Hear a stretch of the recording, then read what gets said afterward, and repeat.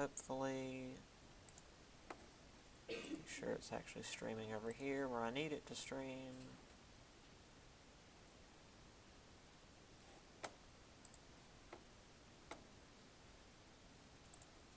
Live. Good. Okay. And mic. Okay. Great. All right. So, yeah. Apologies for Monday, you guys. I was literally on the road here and had a sharp pain in my side and realized that my seems like my annual kidney stone decided to show up, so I was not going to be able to stand up here and do my thing. So I had to get back home and take care of that. I'm fine now, but I definitely was not going to be in any shape to be up here and be coherent on Monday. So apologies for that. So we're a little bit behind the Tuesday, Thursday class now. It's fine, really. I did go ahead and put up Chapter 3 and the study guide on Blackboard. Don't worry about that. That doesn't mean we're going to try to blast through the stuff. Just when we get done with this chapter, we will try to do the study guide and then take the test, which will be based on how quick we got through this in my Tuesday, Thursday class. We'll probably do the study guide next Wednesday and then the test the following Monday. So that's what we're looking at. Any questions before we start? Okay, and again, the first paper is due in like a month. It's October 19th, if I remember right. 18th, 19th, something like that. It's on a Wednesday. So yeah, you still got plenty of time for that. Plenty of options. I actually had someone, one of my online folks, weren't able to get their hands on the book, and this stuff's not cheap, so sometimes you're just not able to get a hold of it, which is fine. If you need to use just outside sources, just use outside sources. Like, the book isn't required in terms of sources. I just made it so that if you were able to get the book, especially through your high school, without any cost to yourself, you can just use the book if you need to. But if you don't have access to that, then that's not going to count against you. So, yeah. If there's nothing else, we'll get into Chapter 3. Cool. All right.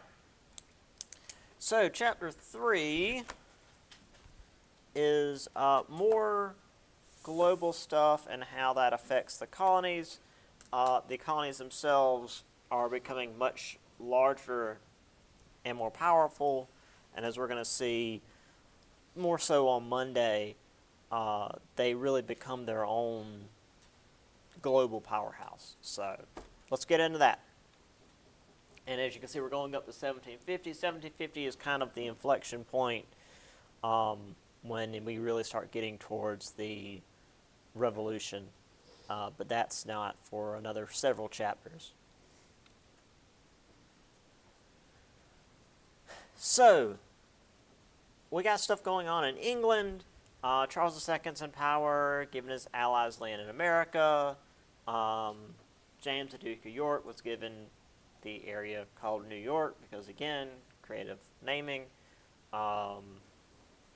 Lands nearby were called East and West Jersey because if you want to take a wild guess, there was lands in England called Jersey.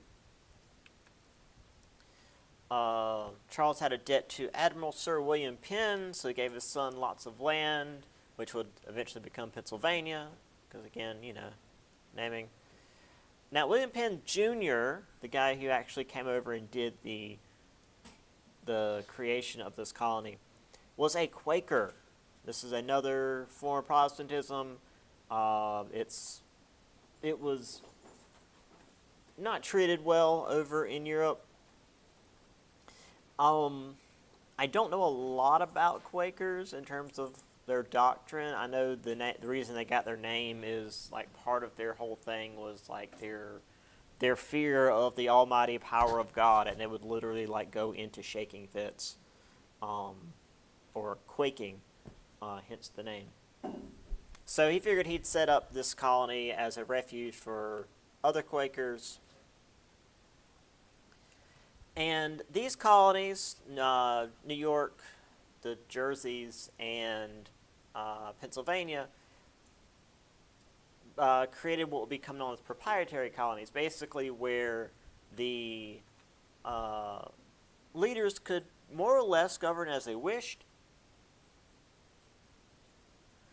though depending on what the local conditions were and situations like the Bacon Rebellion, made it so they couldn't go, full medieval peasant labor sort of thing.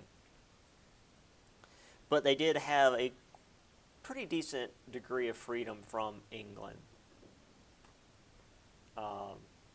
as far as how they created laws and ran the government and whatnot.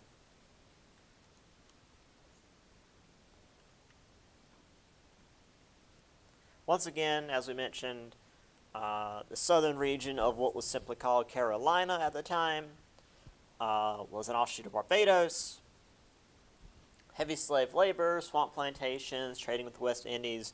It was less of a North American colony and more of a growth from the West Indies.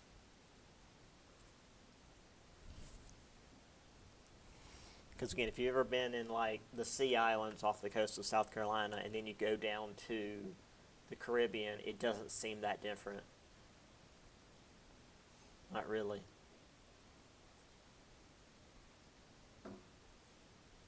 There's East and West Jersey, which seems odd for such a small state. Apparently, like even to this day, there's this sort of cultural divide between East and West Jersey within New Jersey today. People are interesting like that. Speaking of old maps, New York didn't used to look like it does now. It was kind of this weird blob. They didn't quite have the lines narrowed out like they do today. It was essentially just following the river up to Albany. What was simply called New England was just everything over this way. Up there is actually Scottish territory. And then this big chunk I'm pointing, I forgot that this is a online class as well. This bit over here is Pennsylvania.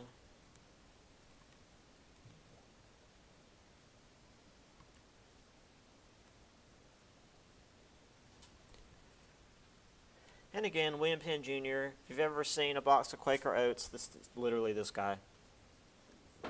Like, he's literally the Quaker Oats guy is William Penn Jr. Because he was the guy that brought the Quakers to North America. Another kind of strangely angled map. This is Pennsylvania, and what I think would eventually become, Philadelphia. So you've got West New Jersey, again, weird, and the river there, and so, let's see, that way is north. Sorry, let me keep forgetting online people. That way is north, so this map's at kind of an odd angle, but it does show how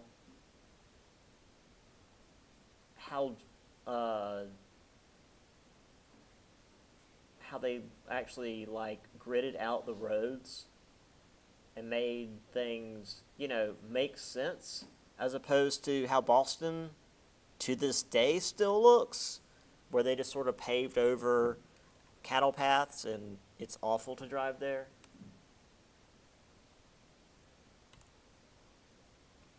So here they are doing surveying and measuring things out. Actually planning stuff as opposed to just like letting it happen.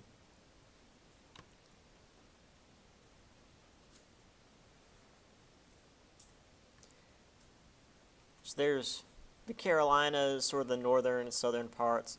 South Carolina was originally basically where they end up putting Georgia. actually even further south than that, because is that the Savannah River? Yes, Savannah River. So yeah, even further south than, or no, it is where Georgia would end up being. We'll get to Georgia in a little bit. So, we need to get back to England real quick because there's a lot of stuff going on, and it changes a lot of things for the America, well, not the Americas, but the colonies here. So, Pennsylvania's growing quickly. Religious toleration for all Christians, friendly relations with the Lenape natives, government that allowed for property holding males to vote. So, a relatively decent place to live compared to a lot of other colonies. I mean, yes, the voting was still pretty restricted, but compared to other places, it's about as good as you're going to get. Meanwhile, over in England, we've got what's almost another civil war. Charles II died, and his brother took over. His brother was Catholic. Now, the issue with that is, after the 30 Years' War, which I mentioned towards the beginning of the semester, the ruling was that whatever the religion of the ruler would be the religion of the land, which was a little bit easier for like these tiny little German statelets that change rulers all the time.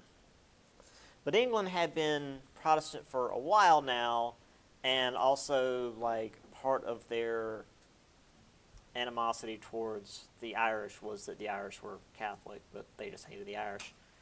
So James II started a lot of changes within England. Middle. They had to get rid of him.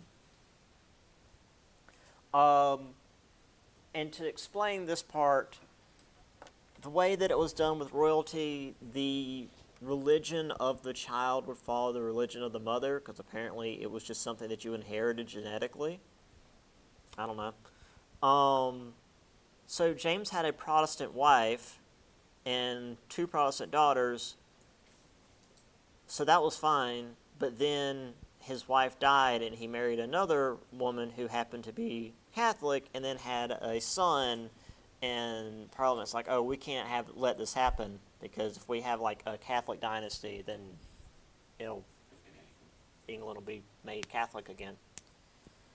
So anyway, they got a hold of James's daughter, who had gone to the Netherlands and married William of Orange. Remember that guy from several weeks ago at this point? So he came to England with Mary, and they were given the throne by Parliament with the promise that they would become constitutional monarchs. In other words, the monarchy would rule alongside Parliament rather than over it. They would be equal to Parliament, rather than just being like, oh, well, we don't like what Parliament's doing, so we're just going to send you guys home and rule on our own. This was actually a really big deal. Also, I said it's a mostly bloodless coup because, obviously, with them kicking out a Catholic ruler, he went to Ireland to try to maintain a rebellion, and William went over and murdered a bunch of Irish. So it was bloodless in England, but the Irish always have to be involved.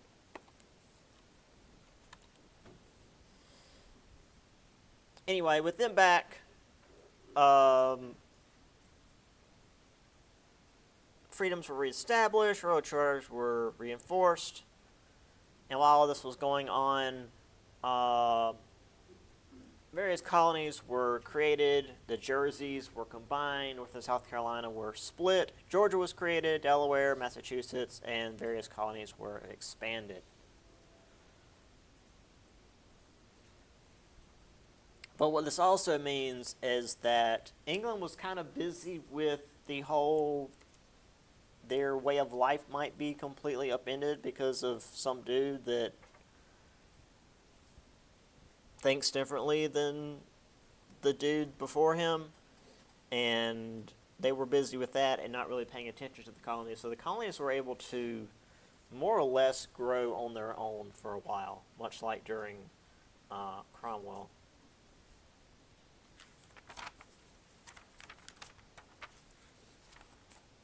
Yeah. I have to make sure I get my times right. I don't want to get ahead of myself. So there's Pennsylvania. Again, they actually they got along real well with the natives. When they moved into new land, they would negotiate for it pretty fairly. This actually comes up later after William Penn Jr. dies and some people start cheating the natives out of land. There's Charles II.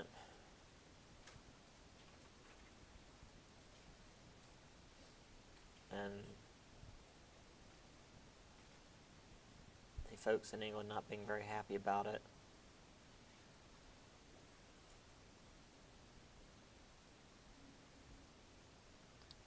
Oh, this is William of Orange coming in to save the day with the creepy little cherub baby in the cloud. I hate cherubs. They creep me out. The medieval ones were worse though, because they were just like baby heads with wings sticking out of. Nah. Anyway, there's William and Mary.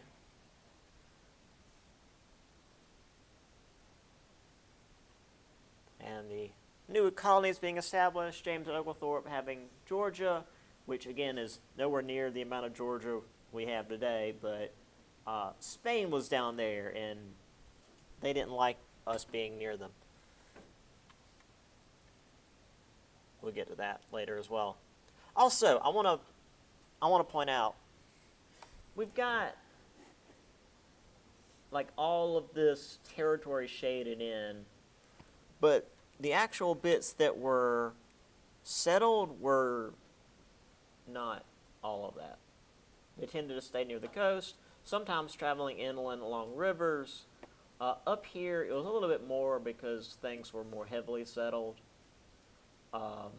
especially up here where they had been like fighting natives heavily and pushing inland. But especially further down here where the populations were smaller, they tended to stay near the coast and near the larger cities. There wasn't like people way inland. This was, I mean, just like this area was considered frontier. So when we talk about the frontier, that's what we're talking about. It's just like anything inland of that.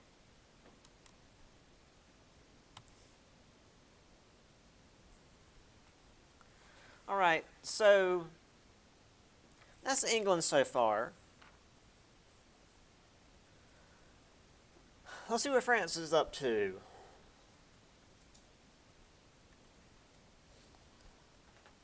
In Europe, France was pretty much on top of things. Louis XIV was in charge, and he was probably the most powerful, not imperial, the most powerful monarch for France. Now, obviously, Napoleon comes along later and easily becomes France's most powerful ruler, period. But as far as monarchs, Louis XIV is top of the game there. When it came to North American expansion, it was still mostly exploration. They weren't doing a lot of settlements. This is when the Mississippi was tracked, claimed all the lands drained by its tributaries is Louisiana, which again is like the middle third of the United States. However, the explorer Sieur de La Salle was not able to create a permanent settlement. I mean, I'm assuming he attempted a couple of forts or something, but they fell through. We did have the Canadian military officer Pierre Lemon d'Iberville, I guess, established forts at Biloxi and Mobile Bays. to work with the Choctaw Natives in trade, and actually those forts still exist, or at least reconstructions of them. And I've got images, so at least we've got that. Still, though, the French weren't setting up cities like Boston or Charleston even, or Jamestown. These were still just forts and missions, mostly along the important rivers, Mississippi and Illinois. But due to the forts and the trade with many of the native tribes, they were able to project their power further than the English could with far more numbers. Since the French largely had either military installations or were working directly with the natives who were more spread out, they were able to at least maintain some level of control over all that land while not having a significant population presence, I guess I could say. Also, there's Louis XIV. I don't have the big image of him showing off his calves. Yeah, I mean, this is a lot of land. Everything drained by the Mississippi, I mean, this doesn't even show all the rivers. It's a lot of the country ends up going into the Mississippi River. Excuse me.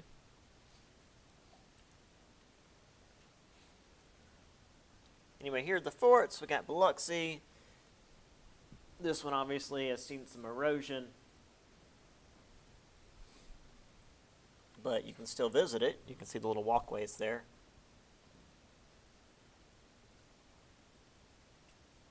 And the one at Mobile Bay has been protected quite a bit more significantly. They built up around it and put in breakwaters and whatnot to keep it from ending up underwater.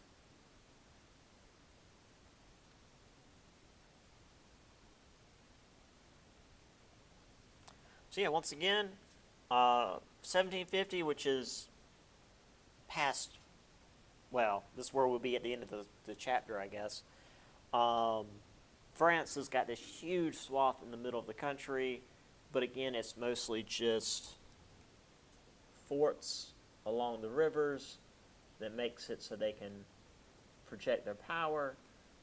England's over here, Spain's mostly over here and over here. Eventually, England does get land up this way. We'll actually talk about that. Do we talk about that today? Maybe. But like all along these borders, there's disagreements over who gets what. So there's constant conflict.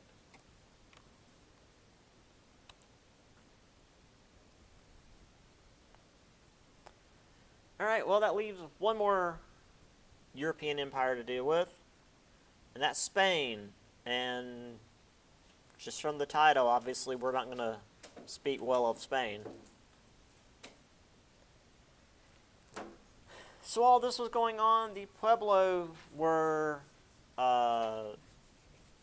resisting the Spanish control. The Spanish, despite having confidently told the Pueblo that they could protect them from all sorts of things, were not able to protect the Pueblo from disease, hostile tribes, or famine because, that tends to happen. Eventually, the Pueblo returned to their old practices because, things had been fine before the Spanish showed up, which the Spanish punished by, which I will read here. Catholic prayers proved unable to stop Pueblo deaths. Some of the Pueblos returned to their traditional priests. Spanish officials hanged 3 native leaders for idolatry and whipped and incarcerated 43 others. So, in response, 17,000 Pueblo natives initiated a coordinated assault on numerous Spanish missions and forts, destroyed buildings and farms, burned crops and houses, and smeared excrement on Christian altars. The Spaniards retreated to Mexico without launching any significant counterattack. Eventually, though, they did come back, much like the last time the Pueblo resisted, the Spanish just left and eventually came back. However, the important part of this in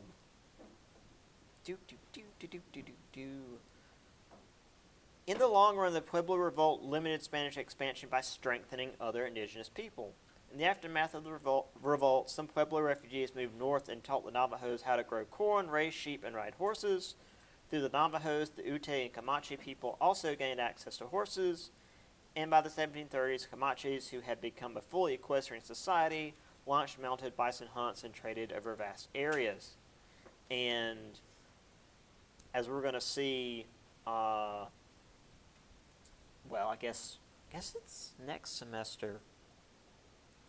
The Comanches continue to be a very dangerous, fully equestrian tribe of natives that are constantly attacking the northern holdings of what would eventually be Mexico, which is modern-day Texas, and that's why a lot of things ended up happening in Texas.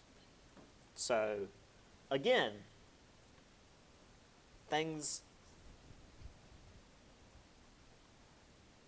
just compound. Meanwhile, in Texas, the Spanish built a bunch of forts to try to oppose the French because, the French are now in Louisiana and moving westward. However, the Apaches in the region kept the Spanish from really gaining a foothold.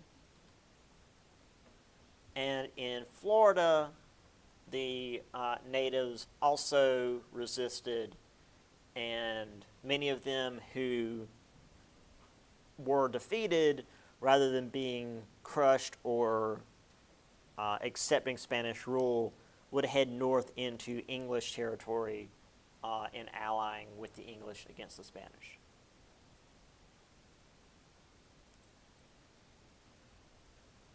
Because if you were, a native tribe at this time and you had a beef with some European colonial power, you could probably go some direction and find another European colonial power that had a beef with that European colonial power, and you could work with them against the previous one. So,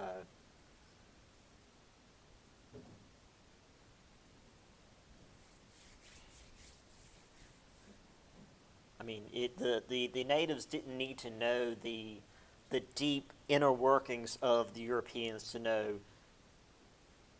this group of weird people from across the ocean don't like this group of weird people from across the ocean, and this first group have attacked our home, so let's work with this group, and they'll fight each other, and it works out for us in the end, hopefully.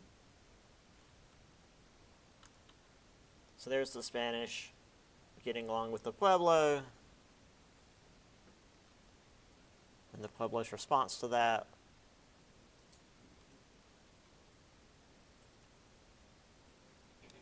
And the Spanish coming back.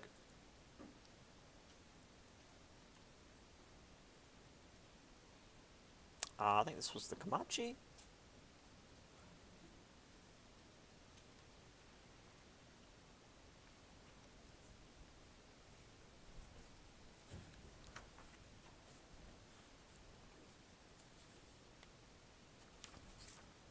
Oh, okay.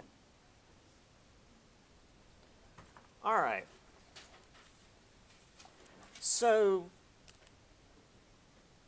this is how each of the empires is doing on their own. Now, obviously, we're focusing on the English colonies for the most part, and there are some specific events happening there.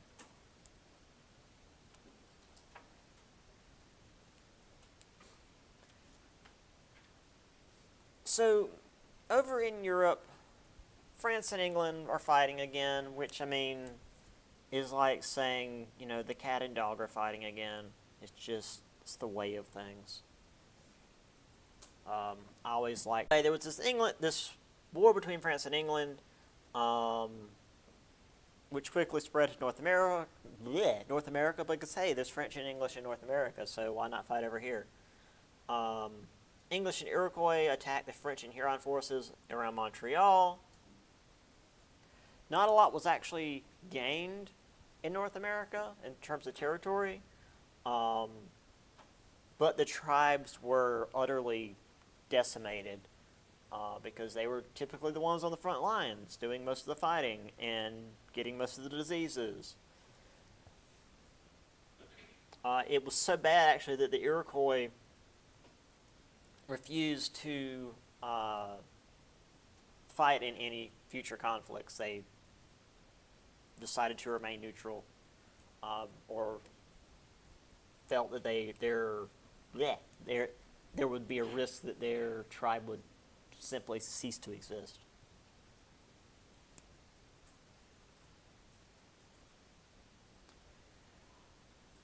So, once again, Spain. This is something, especially with my European history course, we see a lot of where Spain isn't really important individually on the world stage, but every time they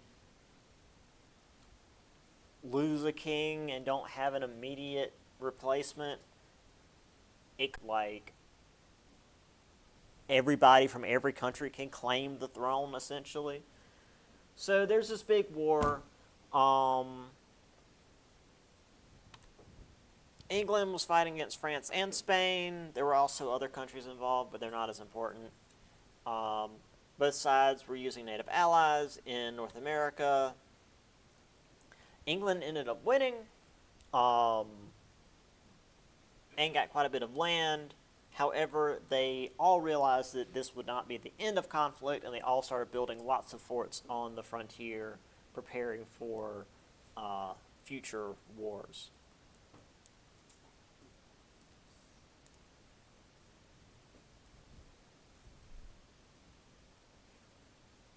And obviously, all this fighting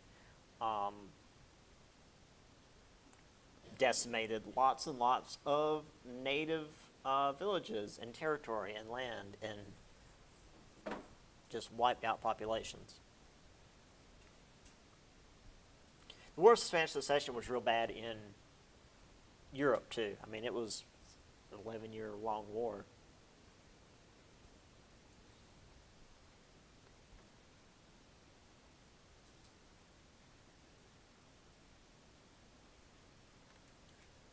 So there's King William's War, largely up in New England. A lot of back and forth up in New York, Canada, etc.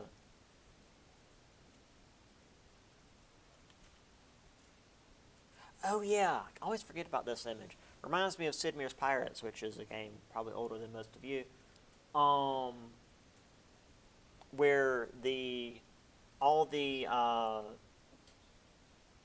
NPCs, all the important NPCs looked identical, but they were color coded. So you had the English here in red.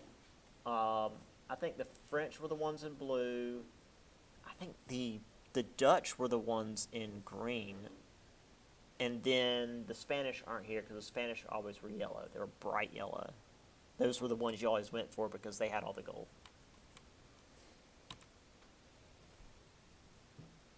It's a game from like 2001?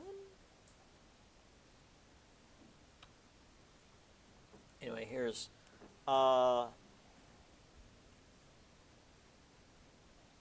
King William's War.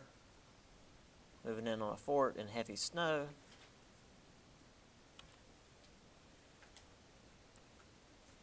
And this is following the War of Spanish Succession, where England gets a lot of land up here in Canada, around Hudson Bay. I'm glad they don't call it Rupert's Land anymore. That's not a great name. But there's still all this like disputed land along the territories or along the frontiers. Jeez, I can't words. Not just between England and France, but between England and Spain, and even Spain and France, which is interesting.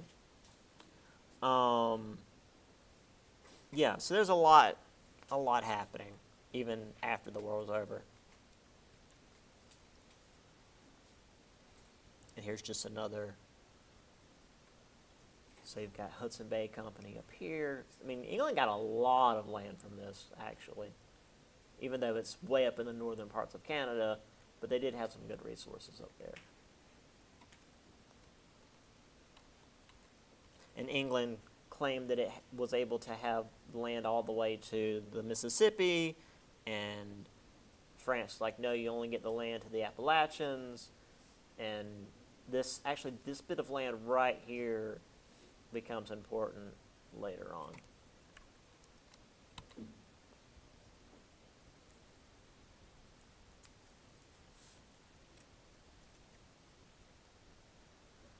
Okay. Speaking of people fighting each other, the natives are getting tired of this. And while for the most part we've spoken of the natives as like those that would ally with one side or the other, as I had mentioned, they would work with one side or the other to try to use them to their advantage, either against the other European power or against traditional allies, because, as I've said, they've been fighting these other tribes for generations, and then there's these new Europeans showing up, and they're like, okay, well, they're different, they speak different weird language, and we're not too sure about these gun things, but we're not all going to unite all of a sudden because there's these weird people coming from nowhere. However, this new advancement in technology, which is to say the guns, increased tension between the tribes, and then also even the trade, as animals for skins were disappearing. The only valuable commodity they could give to the Europeans were slaves taken in raids. So this meant that not only were the natives fighting in these wars between the Europeans, but they were fighting each other a lot more aggressively in order to maintain trade parity with the Europeans.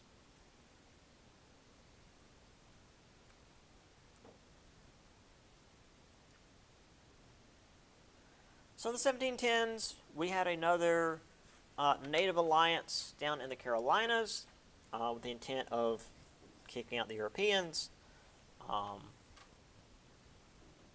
Carolinian colonists managed to get some other native tribes to work with them, and the war was largely over by 1713. But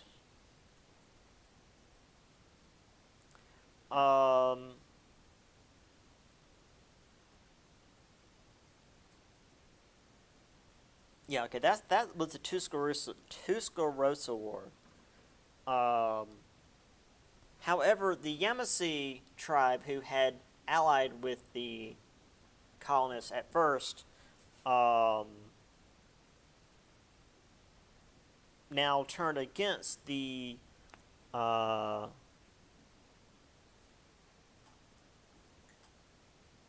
settlers, and this became probably the most dire war for the colonists against the natives that the Europeans had seen. This was a greater threat to the settlers even than the King Philip's War, which we had mentioned was pretty bad. It was only when the Cherokee switched sides to the colonists that they were able to win by 1716. And this was large part due to the Creek and Caddo tribes being on the side of the Yamasee and the Cherokee not being able to stomach working with their ancestral enemies. They literally would rather work with the colonists than the Creek tribe. Which also meant that the Creek and Shadow tribes went to the French because their sworn enemy, the Cherokee, were working with the English. So once again, if you're working with one side, we'll work with the other.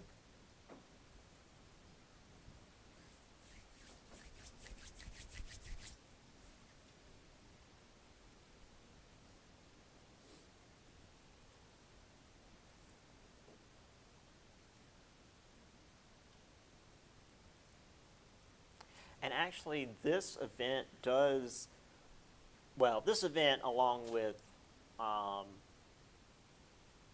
some very intelligent maneuvering by the Cherokee, allowed them to maintain their holding in the states for quite some time until Andrew Jackson comes along and just like ignores laws and does a genocide.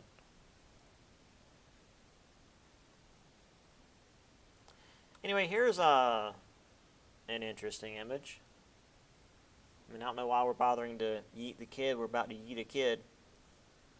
But also, this dude's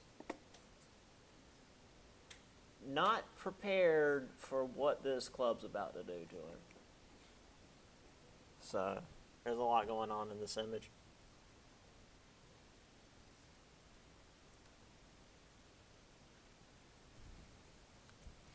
I suppose this is the Cherokee.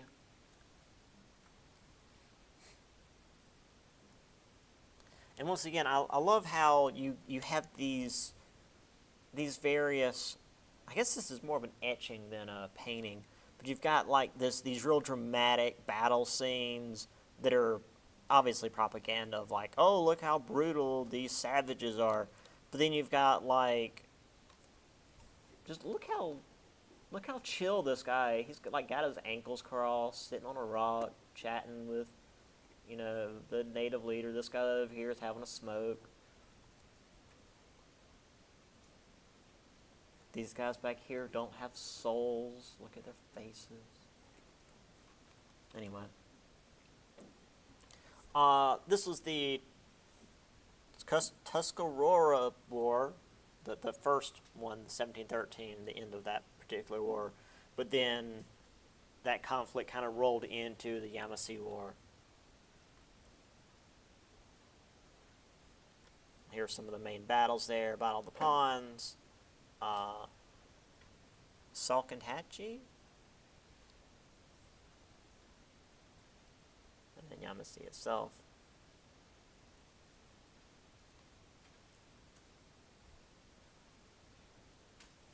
Yeah, it was pretty rough. And the book mentions some amount of detail to it. But it doesn't go into as much detail as it did with the King Philip's War. All right.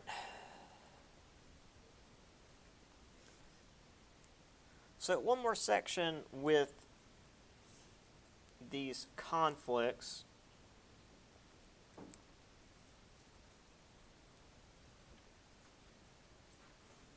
This is the southern frontier, and as a student asked in my Tuesday-Thursday class, weren't we already kind of on the southern frontier? We were just in the Carolinas. But no, this is specifically like on the frontier with Florida, which is Spanish-controlled land.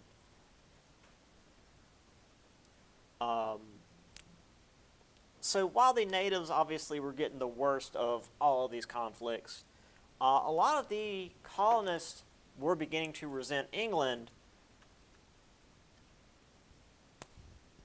They often were left without any kind of aid from England itself. It's like when we had all these wars, we weren't getting shiploads of redcoats to come back us up. It was the colonists against, the French and the Spanish. and the many times the natives decided they were ready to get rid of the colonists kind of had to deal with it themselves. And also, a lot of the colonists weren't even British. They didn't feel like they were beholden to England and trying to maintain its hold on North America. They were just there. Or especially, they didn't feel like they needed to be involved with the conflicts England had with other nations. You know, a lot of them were German. Some of them were French and Spanish. Just groups that weren't involved with England's wars. The big one, though, is an event that happened down in Georgia. So, after Georgia was created by James Oglethorpe, the Spanish were not so happy with this. I'll read this bit out of the book. Spanish authorities were furious at this expansion of British territorial claims. In August of 1739, a Spanish naval ship captured an English ship captain who was trading illegally in the Spanish West Indies and severed his ear. In response, Great Britain attacked St. Augustine in Cartagena,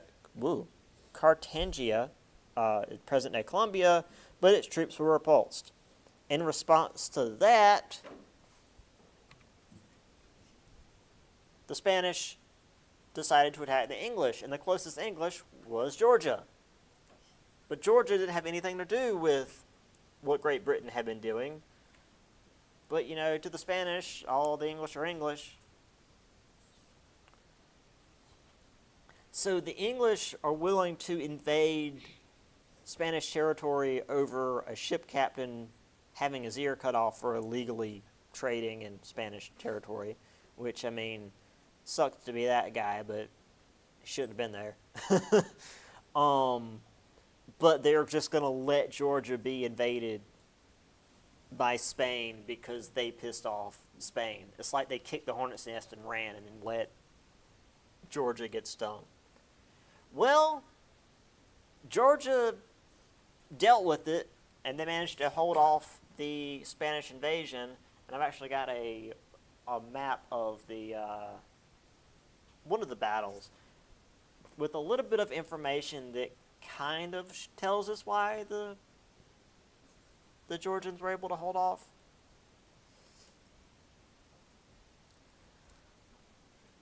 Meanwhile, the French and Spanish were using more and more native allies, while the British were using European immigrants to guard their frontiers, in particular the Germans and Irish, because the British didn't really want Germans and Irish in their towns, especially not the Irish.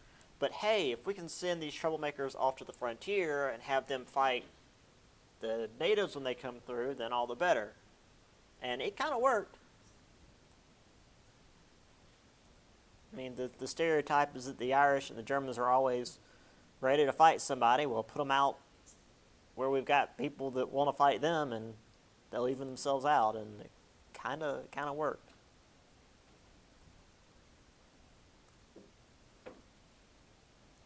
So there's James Oglethorpe.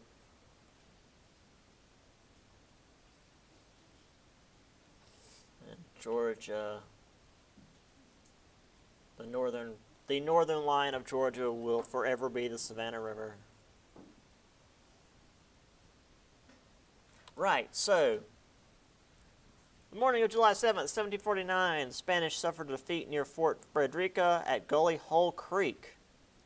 Hours later, the Scottish Highlanders led the ambush here at Bloody Marsh, routing the Spanish reinforcements sent to recover the retreat from Gully Hole Creek. Dual disasters proved fatal to the Spanish invasion of St. Simon's Island. The Georgian militia had Scottish Highlanders, so yeah, I think they were all right. I think the Georgian militia had plenty on their side. All right. And then I've got this image that's just like the overall spread of like the ethnicity of the different groups. Again, lots of Scots, Irish, and German inland, put them into the frontier and away from the English on the coast. Also, lots of African labor, especially down here on the coast and here in Virginia. But as far as English and Welsh, you have these large parts here.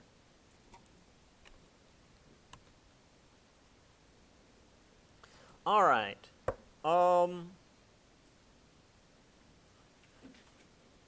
My Tuesday Thursday class I stopped here, but we still got like 20 minutes, so I don't think I can stop here, especially with us being a little behind. So let's continue on into trade,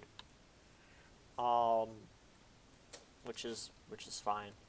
All right. So I do at least want to get to mercantilism before we finish for the day. I think if we can at least get to mercantilism, that'll be a fine place to stop.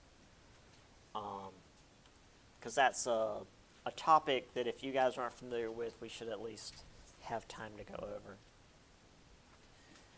So we had global trade. Basically, whatever the Europeans wanted would cause market decisions in other countries to shift. So porcelain, cloth, tea, and sugar became the large exports of China because that's what the Europeans were buying. Obviously, the forced labor coming out of Africa fueled this as well. The colonies had lots of raw material being produced, but also eventually finished products, but that'll be a little bit later.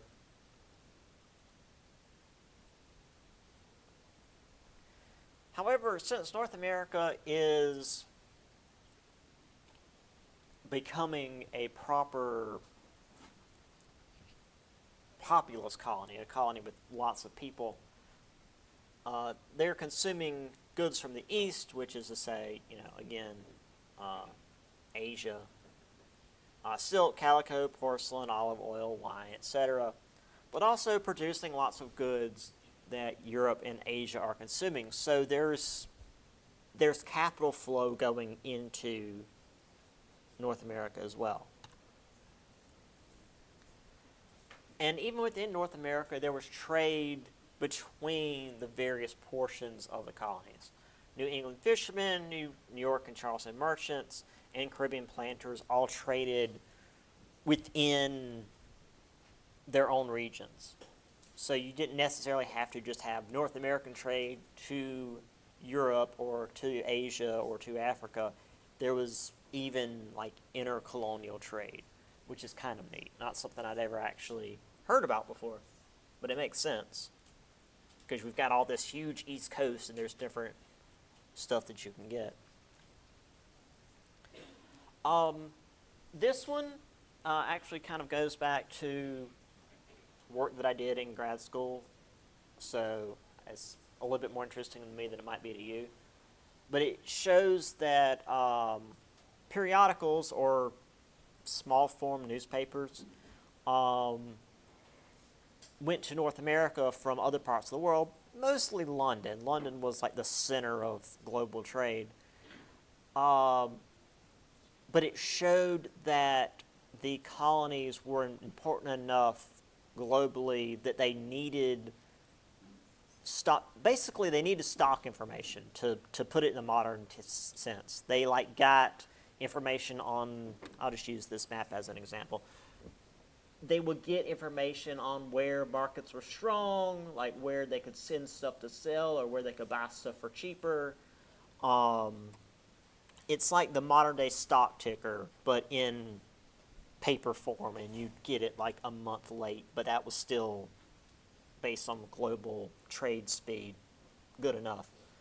And the fact that they got that at all, which mostly in the northern colonies, meant that the North American colonies weren't just seen as a means to produce raw goods for England anymore. They were their own economic powerhouse, even as early as, I guess this would be about 1700. So it's an indicator that the colonies are becoming more and more independent, at least economically. If not, like, we need to be our own thing. They're becoming their own thing even without realizing it. So it's a neat little thing. It's little stuff that, in hindsight, you can see. There again is the colonial trade here, or the intercolonial trade, I should say. Then the back and forth between Europe, and then, of course, the Middle Passage, which we may get to today. We might save that for Monday, because that's never cheerful to talk about. And then also moving stuff back and forth to Africa to trade for the bound labor. Okay, cool. We have time for what's probably the most important part of this, because this actually does kind of lead to what it gets talked about with the War for Independence, and that's mercantilism. So the original creator of mercantilism was the French finance minister Jean-Baptiste Colbert, but all the European powers used it. The objective for mercantilism was to maintain a favorable balance of trade, which is to say more gold and silver flowing into the country than going out. And to simplify that more, in order to do this, they would create tariffs or taxes on foreign goods so that anything coming from outside the empire would be more expensive than stuff created within the empire.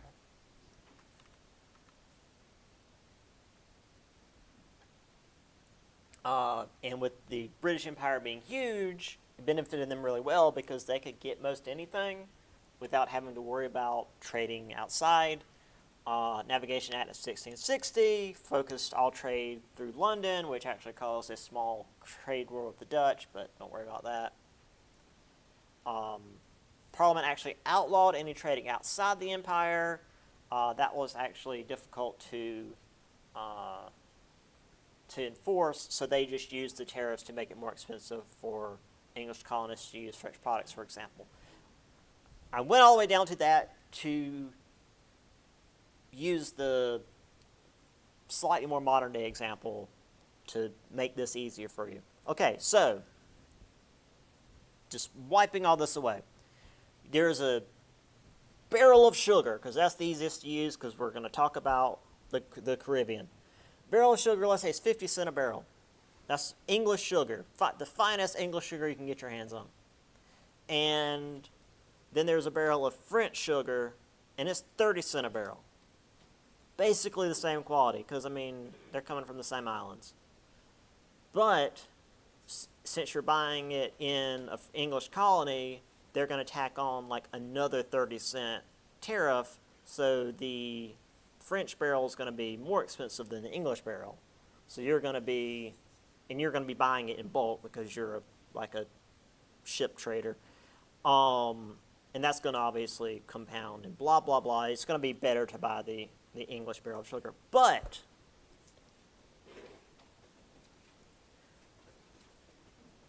it'd be cheaper to get the French barrel of sugar if you didn't pay the tariffs.